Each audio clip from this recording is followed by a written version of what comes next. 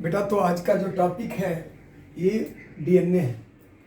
तो हम डीएनए के बारे में डिस्कस करेंगे, ठीक है।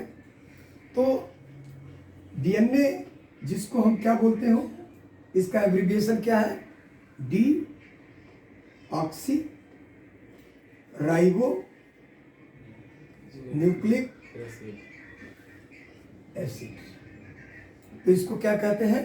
D oxy ribo nucleic acid. तो ये जो मॉलिक्यूल होता है यही हेरिडिटी मटेरियल्स भी होता है।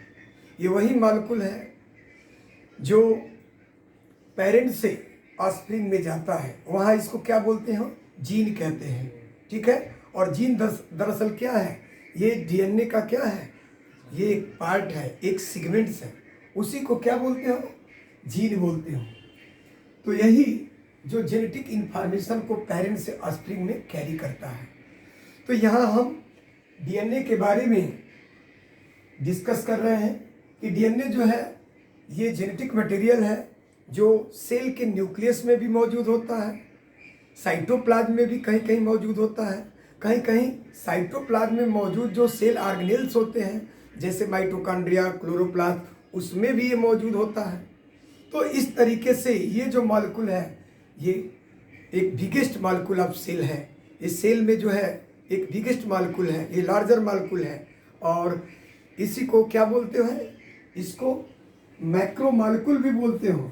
डीएनए इज क्या है? मैक्रो मॉलिक्यूल, ठीक है। और ये जो डीएनए है ये थ्री कंपोनेंट से मिलकर बना होता है, ठीक है। तो there are three components,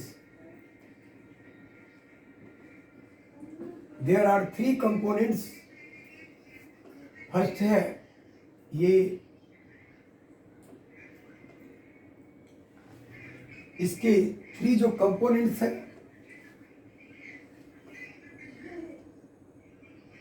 deoxy ribose, second nitrogenous base, and third one is phosphate या phosphoric acid भी कह सकते हो। तो इस तरीके से the DNA formed by the combination of deoxyribose sugar, nitrogenous bases and phosphate। अब ये जो नाइट्रोजनस जो बेसेस जो होते हैं, नाइट्रोजनस जो बेसेस होते हैं ये भी टू टाइप्स के होते हैं। ये टू टाइप्स के होते हैं, एक को कहते हैं प्यूरिन और दूसरे को कहते हैं पैरिमिडिन, ठीक है। और प्यूरिन भी टू टाइप्स के होते हैं, एक होता है एडिनिन और दूसरा होता है गुआनिन। एडिनिन को ए से रिप्रेजेंट करते हैं और गुआनिन को जी से करते हैं। उसी तरीके से जो सेकेंड टाइप का नाइट्रोजनस बेस है ये जो है ये थ्री टाइप के होते हैं। एक होता है थाइमिन और दूसरा होता है साइटोसिन और तीसरा जो होता है ये आरएनए में होता है, यूरासिल। देखो डीएनए भी जेनेटिक मटेरियल है, आरएनए भी है, लेकिन डीएनए में जहां थाइमिन होगा आरएनए में उसी के जगह यूरासिल होगा, ठीक है। तो ये डिफरेंसेस हैं। यहाँ पर देखिए, अगर हम स्टडी करेंगे एक डीएनए का स्ट्रक्चर तो हम इसके शुगर को बना लेते हैं। सपोज दैट ये शुगर है और यहाँ पर बेस को हम इंडिकेट करते हैं। मान लो ये तो थाइमिन हो गया, ये साइटोसिन हो गया, ये यूरासिल हो गया। लेकिन ये जो यूरासिल है ये आरएनए के केस में, यहाँ पर हम डिस्कस डीएनए के बारे में करेंगे। तो देखो शुगर जो होता है ये नाइट्रोजनस बेस जैसे एडिनिन से अटैच है, ठीक है। शुगर जो है ये, अब ए का जो होता है जैसे ये जो नाइट्रोजनस बेस होता है जो टू टाइप्स के हैं, एक प्यूरिन और एक पिरामिडिन। तो एडिनिन जो होता है यानी कि एक प्यूरिन, ठीक है, दूसरे पिरिमिडिन से अटैच होता है, यानी कि जो बेस है, अगर एडिनिन क्या है, प्यूरिन है, और ये एडिनिन जो है ये प्यूरिन के टाइप्स है, तो ये एडिनिन है, गुआनिन है, ठीक है। उसी तरह पिरिमिडिन के जो टाइप्स है, थाइमिन है, साइटोसिन है। तो एक एडिनिन यानी कि एडेनिन किससे कंबाइंड होता है, थाइमिन से। तो ए का जो कनेक्शन होता है ये थाइमिन से होता है, और ये हमेशा, ठीक है, ये प्यूरिन जो होता है हमेशा डबल हाइड्रोजन बॉन्ड से जुड़ा होता है। उसी तरीके से दूसरी साइड में भी ये बाइंड करता है, यहाँ भी शुगर होगा। तो शुगर से यानी कि ये नाइट्रोजनस बेसेस बाइंड हो रही हैं, ठीक है। एक और बना दीजिए, जी और सी को कर दिए, और जी और सी यानी कि ये जो पिरिमिडीन होते हैं ये एडिनिन से ये भी ज्वाइन करेंगे, यानी कि ये प्यूरिन का गुआनिन है और पिरिमिडीन का साइटोसिन है, ये इसके साथ ज्वाइन करते हैं। तो ये ट्रिपल हाइड्रोजन बॉन्ड के द्वारा ज्वाइन होते हैं, और ये भी शुगर से अटैच होते हैं। तो ये कह सकते हैं कि शुगर और ये नाइट्रोजनस जो बेसेस हैं ये कंबाइन करके जो स्ट्रक्चर बनाते हैं उसको कहते हैं न्यूक्लियोसाइड। उसको क्या बोलते हैं, न्यूक्लियोसाइड। इस तरह कह सकते हैं कि nucleoside is the form by combination of sugar और प्लस नाइट्रोजनस बेस। चूंकि ये डीएनए है तो इसमें डीऑक्सीराइबोज शुगर है, उसके साथ कंबाइन होता, तो इसको बोलते हो न्यूक्लियोसाइड। अब न्यूक्लियोसाइड में क्या ऐड करेंगे कि न्यूक्लियोटाइड हो जाएगा, तो इसमें हम फास्फेट को ऐड कर देंगे, तो ये क्या हो जाएगा, न्यूक्लियोटाइड। तो इस तरीके से ये न्यूक्लियोटाइड फॉर्म हो जाता है। तो कह सकते हैं कि nucleotide is the form by combination of nucleoside and phosphate, या ये भी कह सकते हो कि nucleotide is the form by combination of sugar, nitrogenous base और फास्फेट। ठीक है बेटा, तो ये तीनों इन्वॉल्व है। दो किसमें इन्वॉल्व है, न्यूक्लियोसाइड में, जिसको आपने क्या कहा, शुगर कहा और नाइट्रोजनस बेस कहा।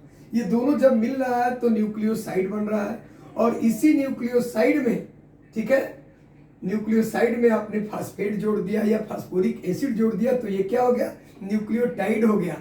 यही न्यूक्लियोटाइड क्या है, building block material of DNA है, यही वो मैक्रोमॉलिक्यूल है। यानी कि ये यहाँ पर जो है ये मैक्रोमॉलिक्यूल, ये कई न्यूक्लियोटाइड मिल करके क्या बनाएंगे, ये डीएनए बनाएंगे। ठीक है, तो यहाँ पर देखो, यहाँ पर जो मैं बनाया था ये न्यूक्लियोसाइड है। अब न्यूक्लियोटाइड कब बनेगा, जब शुगर किससे जुड़ेगा, फास्फेट से जुड़ जाएगा। इधर भी शुगर किससे जुड़ेगा, फास्फेट से जुड़ेगा। और भी ऐसे ही बना सकते हो, और भी जो है ये आप और भी फास्फेट बना सकते हो। ऐसे ही यहाँ जी है तो यहाँ सी भी कर सकते हो। सी किससे जुड़ेगा, जी से जुड़ेगा। तो इस तरीके से यहाँ भी फिर, और फिर अब टी का भी ऐसे ही बना सकते हो। ठीक है, शुगर के साथ थाइमिन अगर जुड़ता है तो यहाँ एडिनिन हो जाएगा, फिर ये शुगर हो जाएगा।